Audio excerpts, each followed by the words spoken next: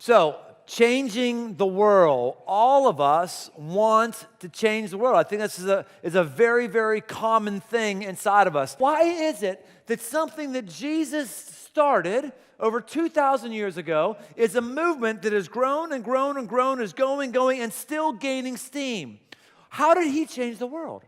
It doesn't matter who you are. If you know anything about history, if you're a Christian, if you're an atheist, if you're an agnostic, if you're a Muslim, if you're a Hindu, if you're whatever, it doesn't matter who you are. No question, the person who's changed the world more than anyone in the course of all that we know is Jesus. And he's been gone physically for a long time, but he set up this movement to change the world when he said in the book of Acts, chapter 1, verse 8, "You will receive power when the Holy Spirit comes on you, and you will be my witnesses in Jerusalem and in all Judea and Samaria and the ends of the earth." The Holy Spirit is this entity of divinity that enters those who receive Jesus.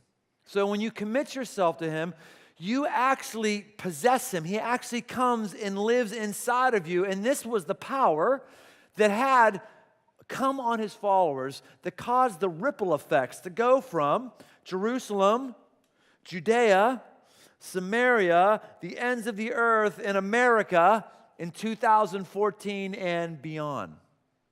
One of the things that they say in the city of Thessalonica, here's what it says. "These men who have turned the world upside down and have come here also, and Jason, who used to have a hockey mask and a chainsaw, has received them." Those of us under 25 have no idea what I'm saying right there. "And they are all acting against the decrees of Caesar, saying that there is another king, Jesus." So the followers of Jesus are described as turning the world upside down. Not nice little people who kind of do their own thing in their own building. They're turning the world upside down. 4 things to change the world. Changing the world requires passion. Changing the world requires passion.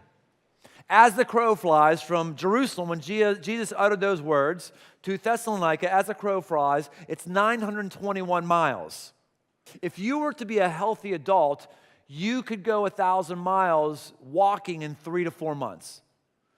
So it took these people 3 to 4 months to go places where no one had ever been that they knew of had ever been there. And they're doing it because they're looking to change the world, and there's something inside of them that's passionate that's driven them. We know very little about passion, I think, in our society. We know less and less and less. In fact, we get freaked out when anyone shows passion. We just rather that everyone would be moderate. About the only thing we get excited about is our status update. That's about the only thing we get excited about. Here's the thing. No one ever changes the world by liking something. No one ever does. Your passion is the thing that will cause you to get up earlier than other people. It's the thing that will cause you to do things today that aren't going to have a payoff for another 5 years. Passion does it. Passion will never cause you to go into delayed gratification mode. Passion is that energy that comes from within, and it's the thing that the Holy Spirit does for us. There's another level of temple where people come together, a bunch of temples come together, and that's a temple where God looks and says, you possess the Holy Spirit. There's a power, in other words, in team. If you want to change the world, you have got to get onto a team. There are no individualistic do-gooder, feel-gooders who have lasting, sustaining change. There are not. There's no personal compassion vigilantes that change systems and societies. It's teams that do this. Changing the world requires a team. We looked at that passage before where people went over to Thessalonica. What did it say? Do you remember what it said? It said, these men have turned the world upside. These people have turned. It doesn't say Peter has turned the world upside down. It doesn't say Paul has turned the world upside down. It doesn't say Jesus has turned the world upside down. These men.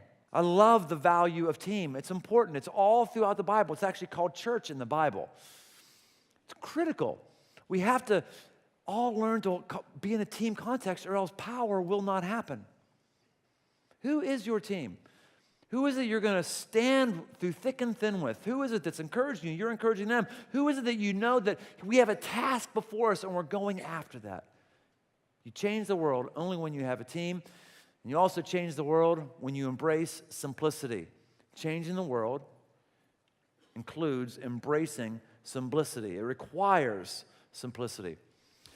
Part of why the message of Jesus dying on a cross and the gospel spread so much is it went into the Greco-Roman pagan world, that an elaborate, intense set of systems and sacrifices that everyone had to do. And in that context, people understood sacrifices, bloody sacrifices all the time. It's all they did all the time.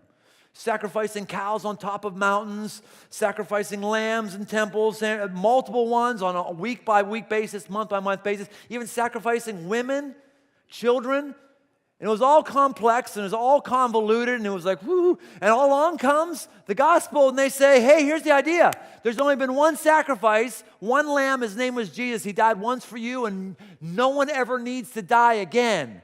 You never need to ever wonder whether or not God's going to come and kill you because he took the wrath out on his own son. You never have to do a journey to a temple to justify yourself before God again. And people are, what? What? Is this actually real? Number four, fourth and finally, changing the world requires sacrifice.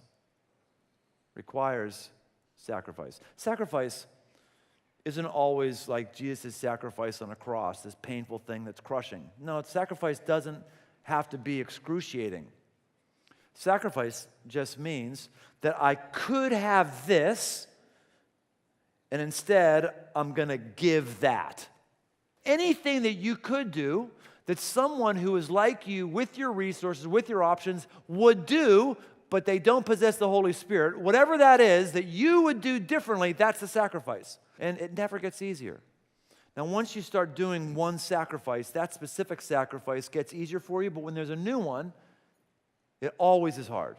As much as I sacrifice in different areas, as soon as there's a new one, it's like, oh. And that's why the world doesn't change more than it does, because there are not enough of us who want to make sacrifices. Sacrifice is always the fuel of change.